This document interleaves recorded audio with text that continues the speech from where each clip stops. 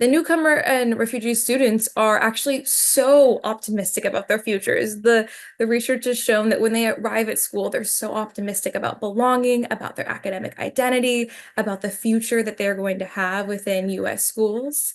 However, what we're learning is that within every year that they're in US schools, that optimism and that hope for belonging decreases.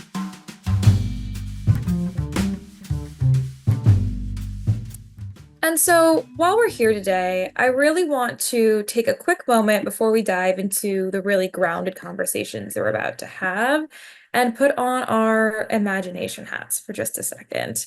And again, as we saw that poll, a lot of us are working with young children, high school students, some of us are even with college students, and it can be a little bit of time that's passed since we were a young person in our schools. And so I want us to just take a moment and picture ourselves as a fourth grader that is getting ready for our very first day of school, perhaps in a new community or maybe even in a new country, and really going through that process of what you're thinking about. You know, you're excited to make new friends and learn something and belong.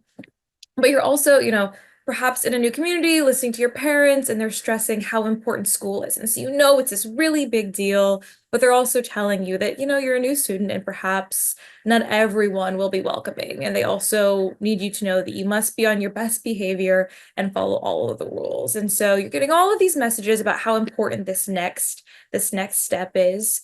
And you're also so excited. And so in that mindset, as your fourth grade self, I want us to drop into the chat. What do you wish you could see, hear, and feel when you walk into the doors of your new school?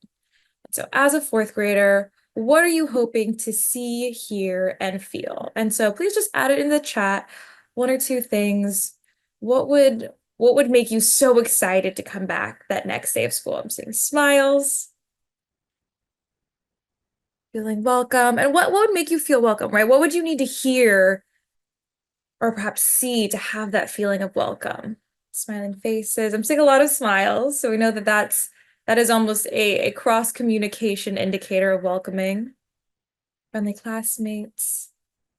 Ooh, someone's saving you a seat. I love that. That's like, again, it can be so hard to get into them, to really bring ourselves back into what it means to be a young person seeking community. But I even love that for a second, like someone's saving you a seat. Like that indication of welcoming is so profound. And I want us to just hold on to that because again, that is just those little things that we need to remind ourselves of adult are like running through our kids' heads as they walk into the class. We're thinking about our lessons and they're thinking like, did someone save me a seat? Will people look around and say, wow, that was a really cool thing that my classmate just said? And so I'm loving all of this we're putting in here. Keep throwing it in because again, I think it's great to remind ourselves or what are some of the things that we would want to experience in school settings, especially and hopefully when we're learning challenging material, when we're taking on academic risks, that we want to also have these small, warm, and friendly moments that are welcoming us. And I want us to take a second to also then think about who we are as we answer that question. About where we just signed in, where we're coming from, and all of these other things about our identity. And the responses that you gave, we know are also shaped by your lived experiences. And so one of the tools that we often work with teachers when we engage with them or when we're doing some breakdown content with older students is really thinking about this ecology of identity, of all the ways in which your identity and the context that which surrounds your experience influences how you think, how you navigate the world. And so, well, yes, all of those responses that you just shared out are kind of, worthwhile of inspecting in terms of your own ecology of identity. I want us to take a moment and really think about the deep blue and green lines here, thinking about historical context and these broad social contexts, these things that are surrounding our students' experiences. And while we just did this imaginative exercise of what a perfect world would look like for a fourth grader going into this new experience, I do, especially at this time, want to ground us in a very real and lived example. And so, as we know, in September, again, this is even pre-election when a lot of conversations were happening in Springfield, Ohio, about some very false rumors that were spread. And as an almost immediate response, there was bomb threats, there was community tension, schools had heightened security and staff on campus. And we're all hearing this, though not in the Springfield community. And so really taking a moment and thinking about, okay, what would the experience look like for a fourth grader in this scenario? When again, you're hearing how important school is, you don't want to miss a single day, but you're having to make a choice between, is it safe for me to go to school tomorrow and perhaps miss out on a lesson if I stay home? Parents are having these conversations. What do we do with our child? Can we send them to school? Is it safe? And then again, as a young person, you're so excited to go and make a friend, but now you're hearing these false rumors circulate. Are your peers going to be saying these things? How do you know where they're coming from? And I think in this moment, again, important to name and notice that the conversations that happen in our adult spheres, especially in divisive political conversations, like they do not stay there. As we see in about the next slide, they trickle down directly into our classrooms, into the lives of our young people. And so you're having these very real snippets of divisive and politically charged language and rumors joining into school classrooms where kids are learning and navigating what it means to make a friend, what it means to build community and belong. And when we did a survey, even at the beginning of the year, right, pre even this commentary and the heightened rhetoric within immigration spaces, is that we're already having 54% of teachers naming that they're hearing anti-immigrant language and bullying in their school. And this was in September, the start of the school year. But even beyond that, of the survey reporting, 11% of teachers who responded heard fellow staff members make anti-immigrant comments directed at family and caregivers of students. And so this even goes beyond the students in their classrooms, but these are comments being made about their families. And so when we're thinking about what it means to be that fourth grader, what is that fourth grader also seeing within response to how their families and their communities are being talked about? What does that indicate about what their teachers are believing in them and saying about them? And thinking about, if you're a young student going into school, like how is your parent responding to the school? Are they excited to step on campus and be in the school? And where you see your parents' relationship to the school often informs what you think about yourself being on campus. And so really wanting to pause and think about, while it was so beautiful for us to have on this imagination hat of what belonging can be and what belonging can look like, it's also important to know that that is not happening everywhere and that we have to address the fact that within some contexts, we're having bullying and exclusion and isolation. And so that's where we, as reimagining migration, really want to come to the forefront. And we know that schools can be these greenhouses for inclusion and belonging. It's where young people are learning how to be community builders. They have unbelievable potential for students to navigate demographic change and be prepared to be leaders that create spaces where we can all thrive. And so we recognize that communities have different needs, and we have designed research-based approaches that offer educators practical tools and strategies to adopt the dispositions that we need, that will allow our newcomers to thrive, that will create spaces where their peers can learn and grow, and will also be able to communicate and successfully navigate some of the tensions that surface, when there is demographic change. And I know that's a lot to take in and really pause with, is the fact that yes, there is demographic change. In fact, we're seeing a lot of shifts in different areas and regions across the United States. And the important thing to name is that migration is the through line of the human story, and it is central to the creation of the United States. That migration and movement, while some voluntary, others not at all, right? Not the stories being the same, but that human movement is truly a through line of the experience. And one of the prevalent narratives throughout this experience is the use of myths and misinformation to prevent community building. And so really wanting to pause there and knowing that yes, migration and human movement through line throughout history, just as that is true, so is it that myths and misinformation have been used to prevent community building. And we even see that in the present day, when you have demographic change and geographic proximity, so people living next to and with each other, but there isn't that social interaction, there isn't that ability to get to know and build with one another, there's just increasing and increasing amounts of xenophobia. And so again, you have this moment where people are living next to and are almost so close to building that connection and having a new friend and really expanding their worldview. But when there isn't that social interaction, there is this resulting fear and exclusion and isolation. And so we really need that interaction and that sense of belonging. In fact, the newcomer and refugee students are actually so optimistic about their futures. The research has shown that when they arrive at school, they're so optimistic about belonging, about their academic identity, about the future that they're going to have within US schools. However, what we're learning is that within every year that they're in US schools, that optimism and that hope for belonging decreases. And so in 2021, we did a pilot with Youth Truth and collaboration with Harvard and really tried to identify some of the patterns that we were seeing. And one, a lower sense of belonging compared to their non-immigrant peers.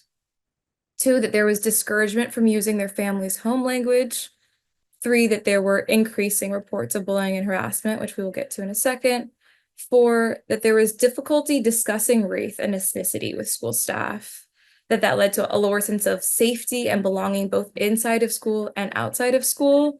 And then six, that there was a lack of representation in the school curriculum. And I think that it goes back to learning about oneself, as we had said in some of the things, being greeted and having an excitement about the story that you are told about yourself and people who you see as like you. And something that we're finding, or what we now know when it comes to bullying in schools, and we also want to pause when looking at this data and name some of the things that we know, which is that bullying is already so hard for students to recognize and come to terms with in terms of reporting to an adult. So when we're looking at statistics of bullying, we already know there's a vast undercounting of what it takes and the buildup that has to happen for a young person to go to a trusted adult and name that bullying is happening. And so again, in looking at this data, we already want to know that it takes a lot to even arrive here, but that hostility towards others, derogatory marks around immigrants and other racial groups, for an average of all US schools, seeing about an 82.2% that they have noticed students making remarks about other racial and ethnic groups. And then specifically about immigrant origin students, about 60%. And so this was done in 2019. So it was a few years ago. In this study by Rogers, it also found that schools communicate specific bullying with respect to immigrant origin youth was about 30 to 40% lower than other groups. So the actual specific need to promote tolerance and respect for immigrant origin youth was 30 to 40% lower than other groups. So other identities and groups had specific policies within their school system that address bullying and exclusion, but there was a 30 to 40% lower chance that schools had specific policies about exclusion and bullying around immigrant origin students. Again, when we're thinking about protected classes, this is also the information when you have the specific policy that tells you what you do immediately after, who you flag it to, what the next steps are. And again, if we know that reporting is already lower for students experiencing bullying, what does it mean then if there isn't that policy in place to say this is exactly what the response is? In a follow-up study in 2021, it was also found that non-immigrant students reported being less likely to intervene when immigrant students are the targeting of bullying. And so really thinking about what have we been taught to pay attention to when it comes to bullying and exclusion, and where might there be spots that we are not paying attention to, that are not included in our schools' practices. And we know that this rhetoric impacts schools. More than 2/3 of principals surveyed in the same 2019 study reported that federal immigration enforcement policies and the rhetoric surrounding the rhetoric surrounding these conversations directly harmed their students and their ability to support their students in their learning. And so it goes both ways. It's undermining their learning, but it's also undermining the ability to get resources out. And so it has kind of a double effect. In the run-up to, or the aftermath of the 2016 election, even, oh yes, we'll share the slides.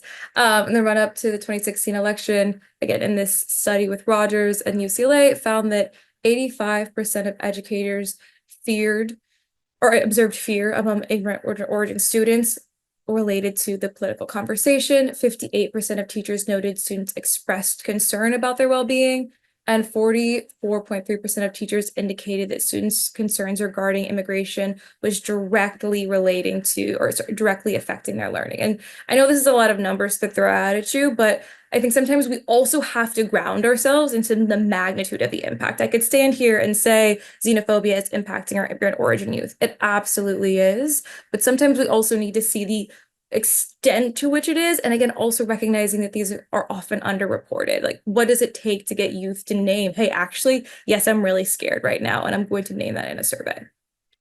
And the impact is beyond only immigrant origin youth. It's the entire school in general. As I previously noted, what the impact is for bystanders of bullying, what it does to you to see and witness it and recognize that you have done nothing, what that builds in terms of who you are and how you see your impact in the future, the way in which it sets norms. Any community in which one person can be isolated based on their identity creates a situation where everyone is vulnerable. And what that does to a young person who's growing up and deciding who they're going to be and what they're going to accomplish when they're aware of a dynamic that they could too be on the outs. And so that's why we really see these stats, alarming as they are, as calls to reimagine. What would it actually mean to serve all students? And what would it mean if every single student genuinely felt like they belonged? If there was no fear that you too could be put onto the outs of community, what could be possible for a school and a system? And we define belonging here as being embraced, to feel safe, supported, and celebrated with an opportunity to engage in your civic agency within a community. That you could be a newcomer and say, hey, next year, I'm going to run for class president. Like, I have things I want to contribute. I too can be the welcomer of other peers. I too can be a leader. Like, that's really what it means to belong. But we know that belonging doesn't just happen. It is a result of deliberate policies and practices aimed at fostering these inclusive environments. And so while it has all these benefits, we don't just arrive there, we get there through, and this is where I'm really excited to listen to, people doing the specific intentional work to create that community. And so that is why it is my absolute pleasure to pass this off to an educator who is doing that work.